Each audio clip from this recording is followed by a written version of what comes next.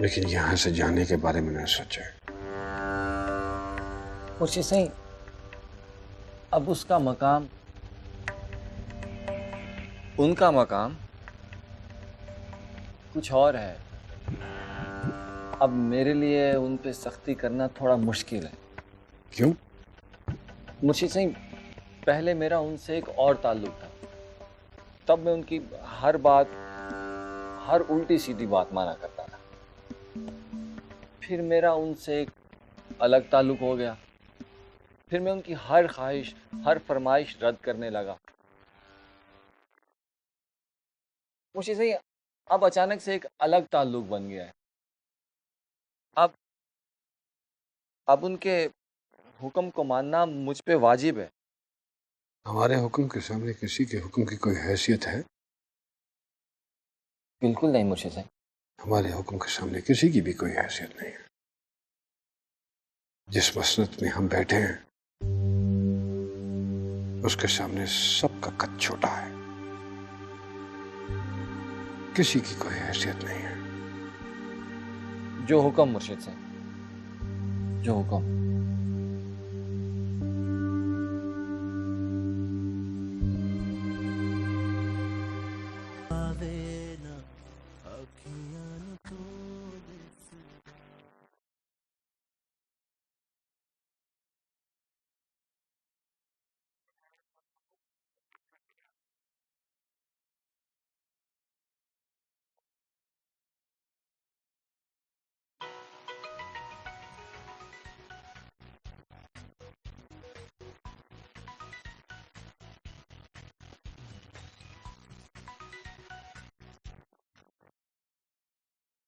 Hello, कहाँ हो तुम सब?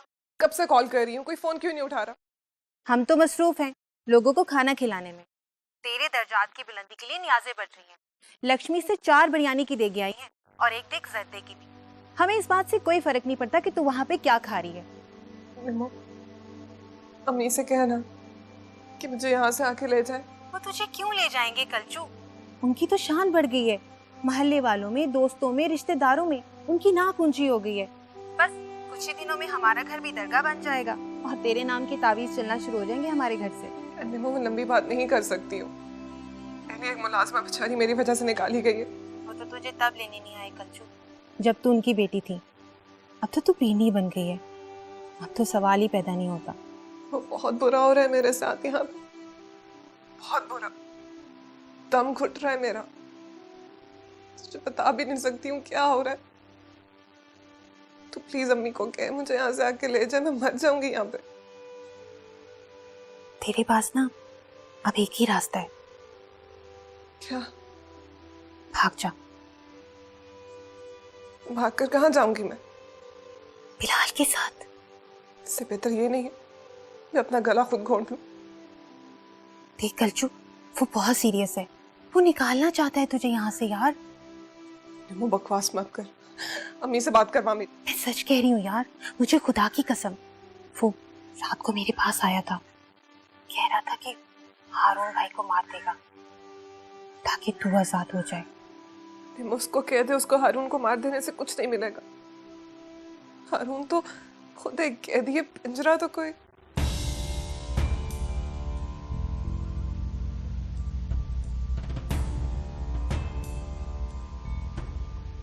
कलचू, हेलो।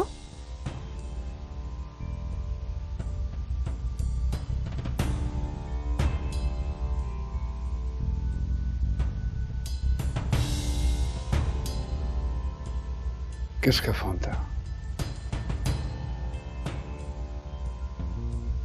निम्मो का फोन था, घर से।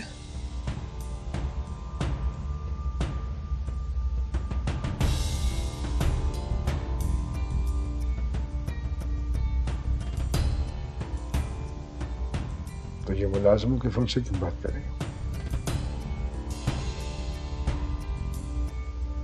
निम्मो से कहो कि इस पे बात करें। नहीं मुर्शिद साईं, बात हो गई है।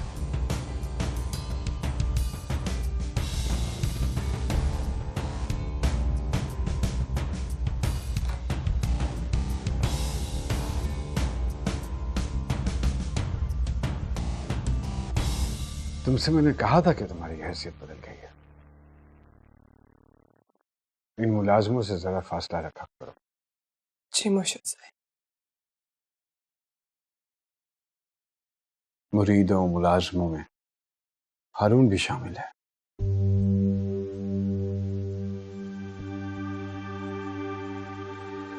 उसे मैंने एक खिदमतगार के तौर पर तुम्हारे साथ किया है।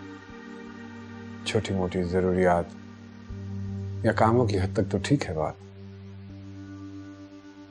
लेकिन अगर कोई बड़ी फरमाइश या ख्वाहिश है तो वो मुझसे कहो, मैं पूरा करूंगा। उसे ज्यादा हैसियत दोगी तो वो शौहर बनना शुरू कर देगा तुम्हारा, फिर तंग करेगा, खामखा उसका हाथ तुम्हारे दुपट्टे तक जा पहुंचेगा। और तुम ये बात अच्छी तरह से जानती हो कि फिर मैं उसके साथ क्या सलूक करूंगा और तुम्हारे साथ।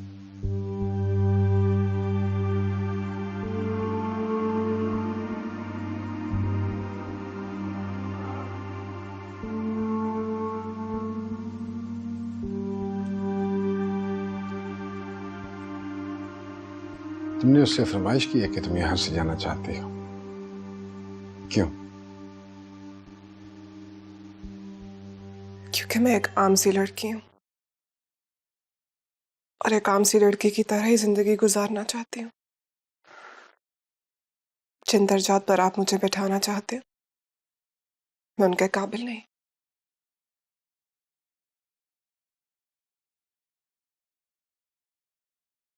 ये बात तो तुम मुझसे भी कह सकती थी, फिर उसको शौहर बनाकर मेरे सामने क्यों खड़ा कर दिया तुमने? क्योंकि आपने मुझे यहाँ बीबी साहिबा की खातिर रोका। अगर मैं ये फरमाइश आपसे खुद करती तो गुस्ताखी होती।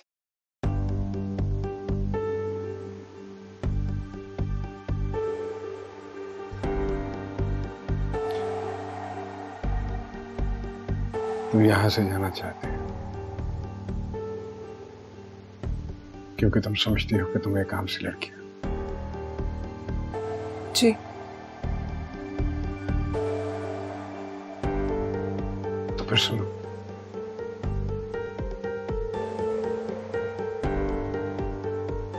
मैं भी एक आम से आदमी की तरह जिंदगी गुजारना चाहता हूं।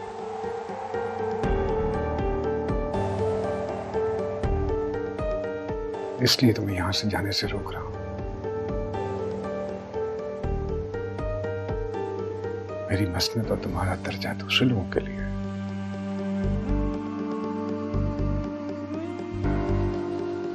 हम इन पर्दों के बीच आम से लोगों की तरह रह सकते हैं।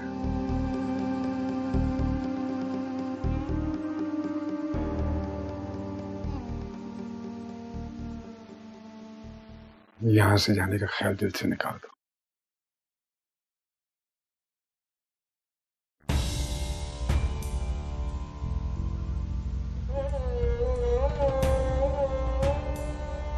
पहले मैं तुम्हें बीबी साहिबा के बहाने रोक रहा था,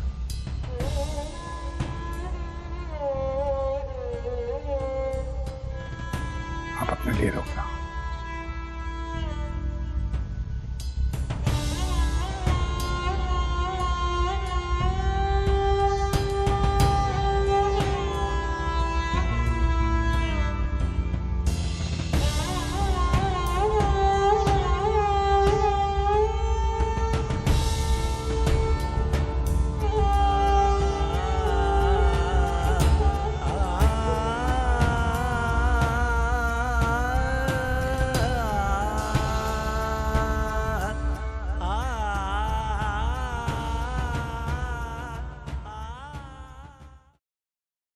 बिलाल भाई, मैं आपको एक मशवरा दूं, आप अपनी जिंदगी खराब मत करें, भूल जाएं उसे और अपनी जिंदगी शुरू करें। निमो में उसके बगैर एक कदम तक चलने का तस्वुर नहीं कर सकता। ऐसा नहीं हो सकता बिलाल भाई, उसमें इतना दम नहीं है। अगर उसमें इतना दम होता ना तो अपने निकाह के दिन आवाज उठाती। वो अकेली थी, मैं हूं उसके साथ। अब तो वो मर गई है बिलाल भाई, मज़ार बन गया उसका। खाड़ के रख दूंगा मैं वो कब्र, और अगर जरूरत पड़ी ना खुद दफन हो जाऊंगा उस कब्र के अंदर जाकर। हारून भाई को मारने से कुछ नहीं होगा बिलाल भाई, तब भी वो आजाद नहीं होगी। अब तो उसका मिजार बन गया है और उसके मिजार पे एक झंडा लग गया है पीरनी का। तुम बस एक दफा मेरी बात करवा दो, मैं कुछ नहीं मांग रहा हूँ तुमसे। मैं कैसे आपकी बात करवा सकती हूँ बिलाल भाई? मैं तो खुद तरसती हूँ उससे बात करने के लिए। वो तो इतने पिंजरों में कैद हो गई है कि खुद अपनी आवाज नहीं सुन सकती वो। नहीं, कलचू तेरे लिए मरी होगी, मेरे लिए नहीं। और अगर बात हो ना उससे तो जाकर मेरा मैसेज दे देना कि जिंदा हूं मैं उसके लिए, और उसको बोलना वो भी मेरे लिए जिंदा रहे। हम मिलेंगे तो जरूर, ये तू भी देखना।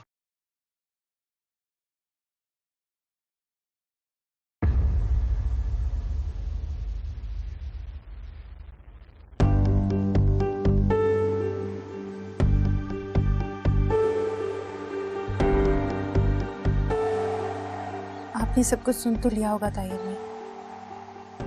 हाँ, सब सुन लिया है, मगर आइंदा सुनना नहीं चाहती। मैंने तुझे रात को भी समझाया था कि मेरी बेटी से दूर रह। अब वो जिस मकाम पर पहुंच गई है, तुम्हारे बचपने उसका मकाम घटा देंगे। रात तेरे बाप ने तुझे मारा, मैंने रोका, है ना? आइंदा खुद हाथ उठाऊंगी।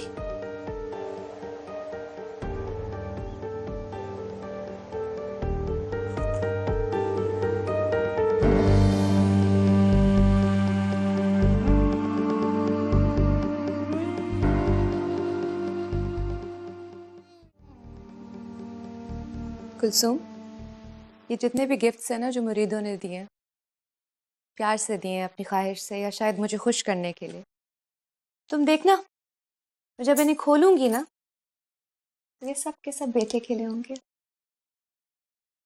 यहाँ तक कि पीर जी ने भी होने वाले बच्चे के लिए अपने बाप का नाम को सोच लिया। कि तुम्हें पता है मैं क्या चाहती हूँ? बेटी। लेकिन मैं दुआ बेटे के लिए कर रही हूँ, क्योंकि बेटी तो सिर्फ मेरे लिए होगी और बेटा इस मसनत के लिए। कुलसुम, हमारे यहाँ औरत कितनी भी कमाल की क्यों ना हो ना, मसनत का मालिक सिर्फ मर्द हो सकता है।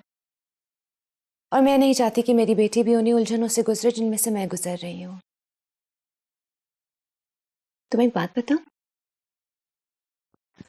मुर्शिद सही फैशन डिजाइनिंग पढ़ रहे थे। उन्होंने सबको ये बताया था कि वो बिजनेस एडमिनिस्ट्रेशन कर रहे हैं, मगर मेरी वजह से ना तो वो डिजाइनिंग खत्म कर सके और ना ही इस मसनत का पूरी तरह से मजा ले सके। अब सोचो कि अगर उसमें अपने बाप के खून से फैशन डिजाइनिंग का शौक आ गया तो बात कितनी बिगड़ जाएगी।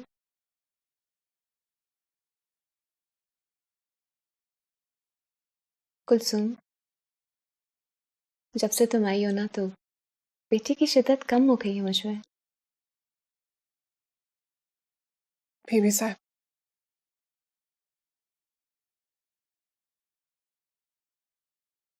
मैं अपने घर वापस जाना चाहती हूँ।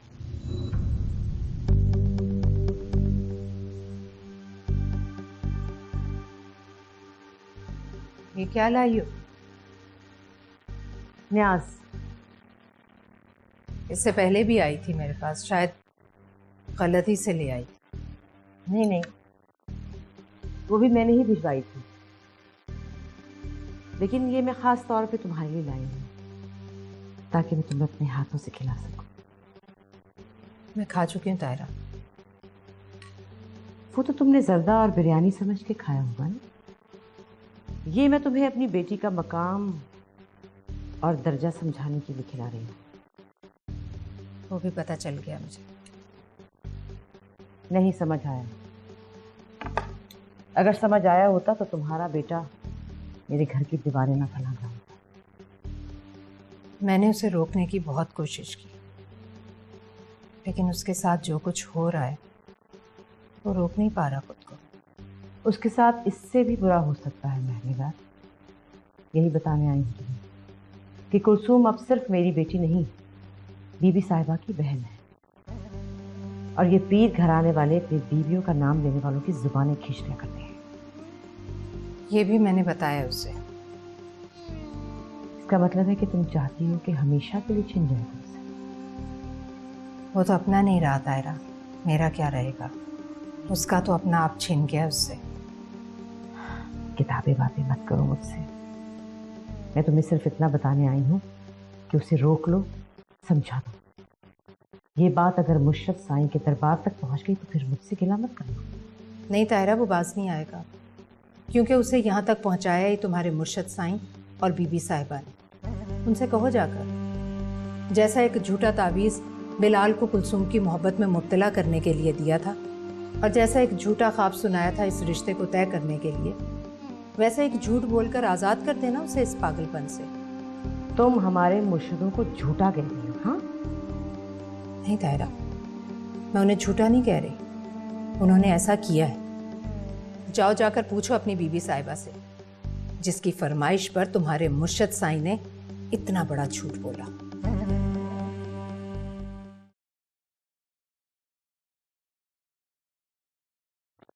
मुर्शिद,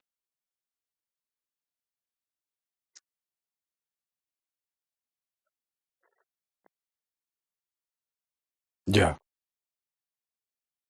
दरवाजा बंद कर जाना। जी मुर्शिद साहब।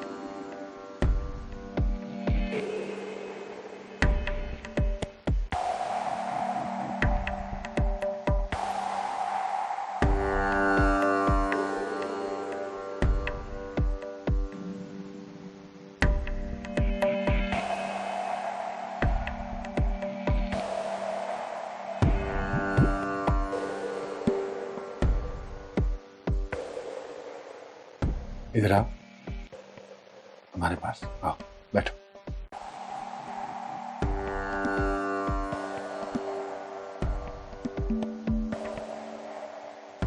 हाँ, इधर हमारे पास।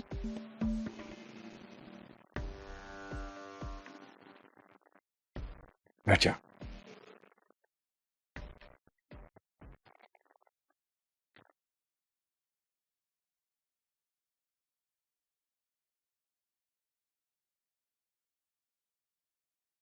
ये देखो,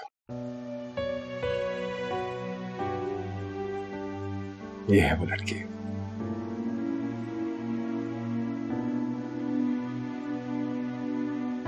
और ये मैं हूं।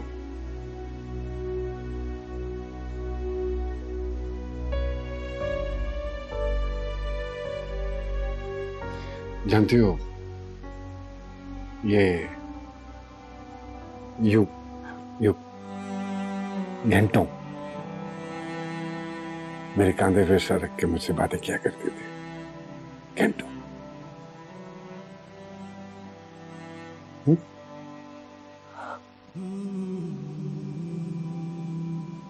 और फिर एक दिन मेरी जिंदगी में ऐसा आया कि मैं इसका सर अपने कांधे से उठाकर हमेशा के लिए यहां चला आया।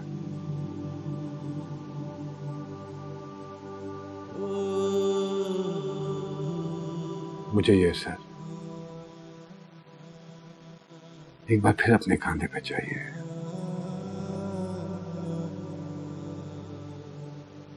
तुम्हारी सूरत में। बरसों गुजर गए हैं, बरसों गुजर गए हैं, लेकिन मुझे ये दोबारा मिल गई है। तुम में। अगर यकीन नहीं आता तो देखो, देखो,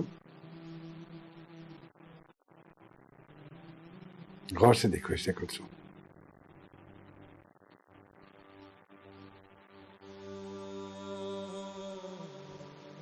वही आंखें, वही चेहरा, वही आवाज,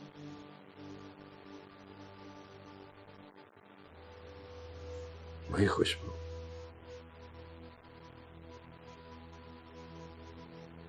बिल्कुल तुम जैसी है ये। हे मुर्शिद, मेरी जगह यहाँ है, आपके कदमों में यही मेरी हैसियत है।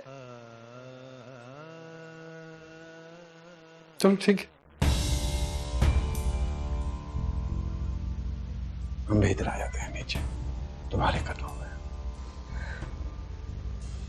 जो तुम्हारी हैसियत है उसमें।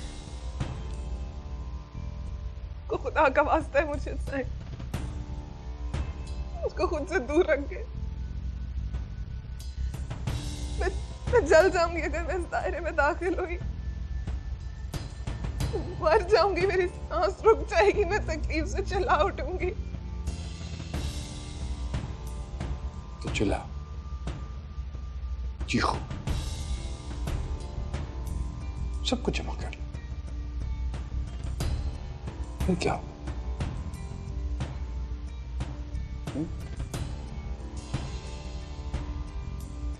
मैं सबसे कहूंगा कि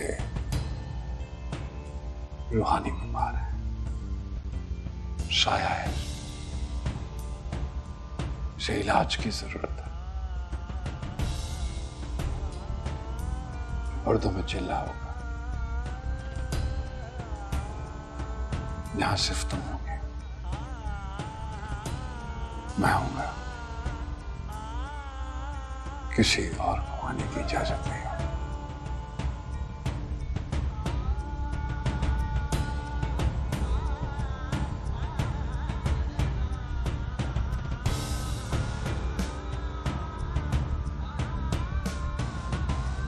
क्यों नहीं समझ पा रही हो तुम?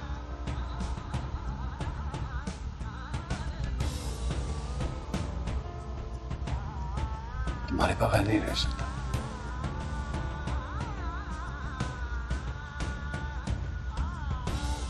तुम मुझे छोड़ के नहीं जा सकते।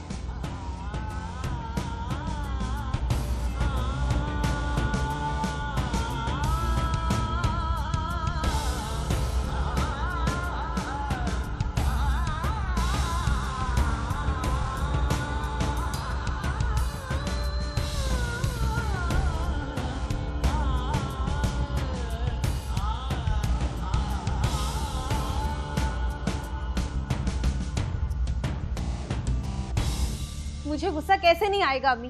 वहां कलचू का दाम घुट रहा है और यहाँ सब अपनी गर्दनें ऊंची करने में लगे हुए हैं। क्या मौत पड़ रही है उसे? तेरे साथ अटकेलियां करने के लिए मर रही है या बिलाल के साथ आंख में टक्का करने के लिए उसकी जान निकल रही है? अम्मी जान वो वहां कैद में है, उसका उठना बैठना बोलना सब कुछ बंद कर रखा है, खुलकर रो भी नहीं सकती वो। बीबियां ऐसी ही होती हैं। तुमने सुना नहीं बड़ी बीबी साहिबा के बारे में? जब से पैदा हुई हैं एक दफा भी घर से बाहर नहीं निकली हैं। ऐसे ही तो नहीं ना मिल जाते फिर शान और रुतबे मुफ्त में। भाड़ में गई ऐसी शान और ऐसा रुतबा। गुस्ताखी मत कर।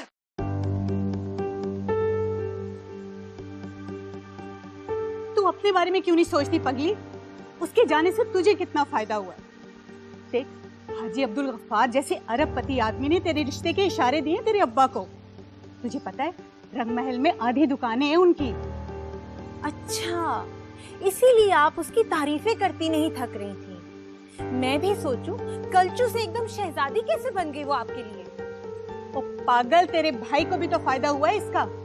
वहाँ के मुरीदों ने उसे अपने सर पे बिठा लिया। आप उस दिन से डरे जिस दिन बाबा को इस बात का फायदा पहुंचेगा। कोई मुरीदनी जब आपके सर पर आकर बैठ जाएगी। बकवास बंद कर दो अपनी। जो मुंह में आए बोले चले जाती है, बोले चले जाती है। ठीक कह रही हूँ मैं।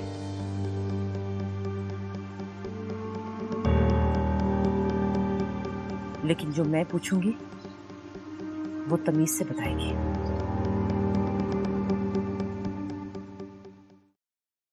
ये क्या कर रही हो तुम? मैं घर जा रही हूँ। तुम ऐसे नहीं जा सकती। मैं ऐसे ही जाऊंगी। तुम्हारा दिमाग खराब हो गया। जब तक मुर्शिद साहब की इजाजत नहीं मिलेगी तुम यहाँ से नहीं जा सकती। मुझे कभी इजाजत नहीं देंगे यहाँ से जाने की। देखो, जब वक्त आएगा इजाजत मिल जाएगी। वो वक्त कभी नहीं आएगा, साफ साफ कह दिया उन्होंने मुझसे। हाँ तो ठीक है, इसकी कोई वजह होगी, कोई मसलियत होगी इसके पीछे। क्या वजह, क्या मसलियत? हाँ, अब जाएं, जाके पूछा उनसे। मैं तौबा तौबा तौबा, मेरी भला क्या औकात कि मैं मुर्शिद सही से कुछ पूछूं। और तुम्हारी नस्ल से भी आज तक किसी ने मुर्शिद से उनके हुक्म की वजह नहीं पूछी। लेकिन आप तो पूछ सकते हैं ना, बीवी हूं मैं आपकी, शौहर है आप मेरे, निकाह हुआ है हमारा। अब जाके उनसे पूछे उन्होंने क्यों रखा है मुझे यहाँ पे। मैंने तो सवाल पूछने की जिसारत तब नहीं की जब वो निकाह करवा रहे थे, अब भला कैसे पूछ सकता हूँ? तो फिर इसका मतलब है कि आपका और मेरा निकाह शरीयत का नहीं है, मुर्शिद साईं का हुक्म है। क्या बकवास कर रही हो? बकवास नहीं कर रही हूँ मैं, समझने की कोशिश करें आप प्लीज। उनसे पूछे उन्होंने मुझे यहाँ पे क्यों रखा है, किस लिए, उनकी समझ में कुछ क्यों नहीं आता है। देखो कुलसुम, बुजुर्गों की मसलियत वही जानते हैं, हमें बीच में सवाल नहीं उठाने चाहिए। तुम्हारे और मेरे निगाह की मसलियत, तुम्हें यहाँ रोकने की मसलियत, तुम पे पाबंदियों की मसलियत, ये सिर्फ मुर्शिद साईं जानते हैं। तुम्हारी और मेरी आफियत सिर्फ इसमें है कि हम सर झुका के रहें और बस खामोश रहें।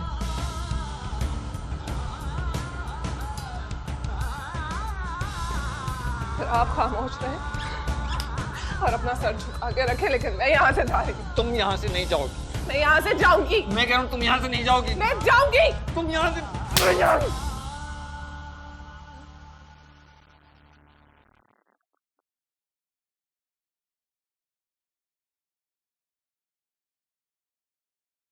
ये कुलसूम और हारून के बीच में क्या चल रहा है? क्या चल रहा है? मुझे लगता है वो उसके साथ बुरा कर रहा है। ये कैसे सोच लिया आपने कि वो उसके साथ बुरा करेगा? तो कुलसूम अचानक घर जाते जाते रुक कैसे गई? मुझे खादमा ने बताया है कि हारून ने बाकायदा आंखें निकाल के गुस्से के अंदाज में उससे कहा कि कोई जरूरत नहीं है साजो सामान बांधने की, हम कहीं नहीं जा रहे। हो सकता है बीबी, ऐसा कहा हो उसने। जब मैंने इजाजत दी है तो वो कौन होता है रोकने वाला?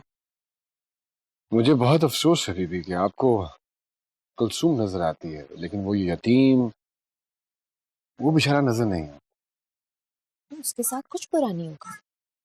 कुलसूम ने मेरे सामने कसम खाई है कि ना वो बिलाल से मिलेगी ना उससे बात करेगी। बीबी, मसला बिलाल का नहीं है।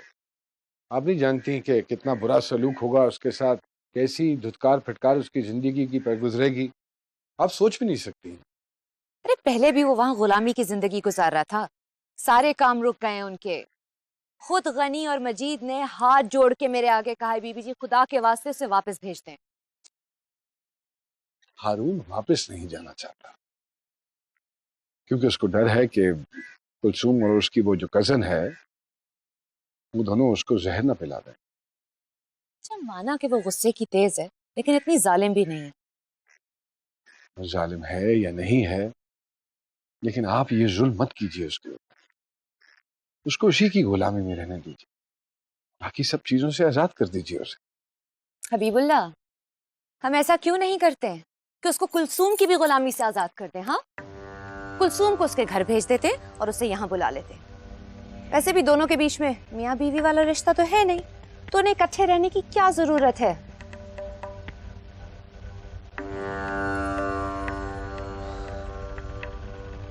नहीं, मैं हरगिज इजाजत नहीं दूंगा आपको इस बात की। इजाजत?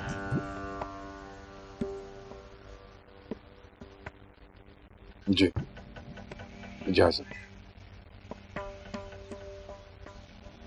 बहुत अजीब लग रहा है तुम्हारे मुंह से ये लफ्ज इजाजत। जिंदगी में पहली मर्तबा इस्तेमाल किया।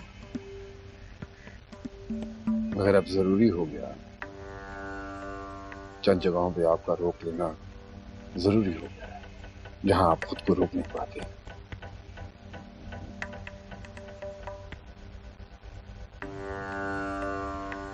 कोई कहीं नहीं जाएगा।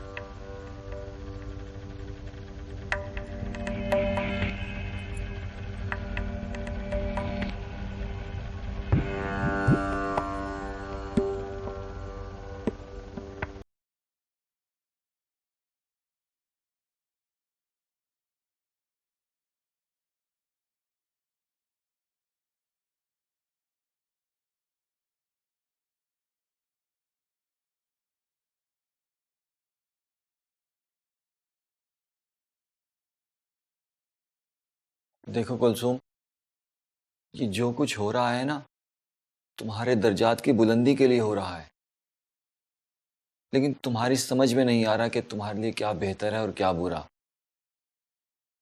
तुम इस वक्त बिल्कुल वैसी हरकत कर रही हो जैसी बचपन में स्कूल से भागकर घर आ जाती थी। फिर मैं और मुमानी जान तुम्हें खींच तान के वापस स्कूल ले जाते थे। तुम्हें याद है फिर तुम्हारा स्कूल में कितना दिल लग गया था कि मैं और मुमानी जान तुम्हें खींच के वापस घर लाते थे।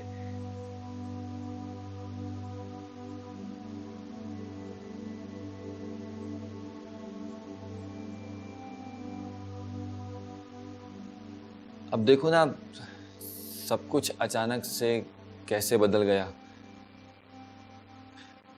कहाँ वो बिलाल की खबासत वाली जिंदगी और कहाँ बीबी साहिबा के बराबरी का दर्जा।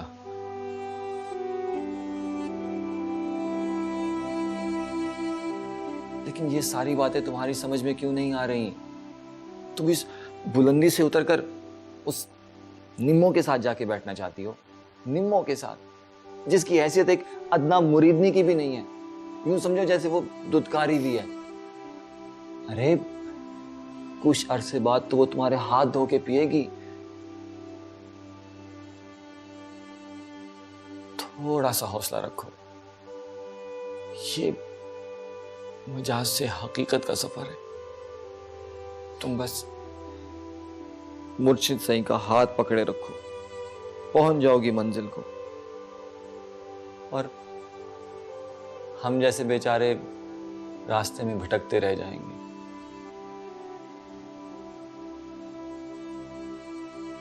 दो घूंट पी लो।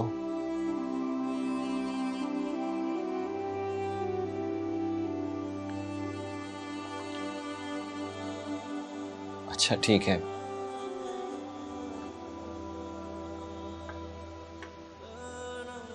जब गुस्सा थोड़ा कम हो जाए तब पी लेना।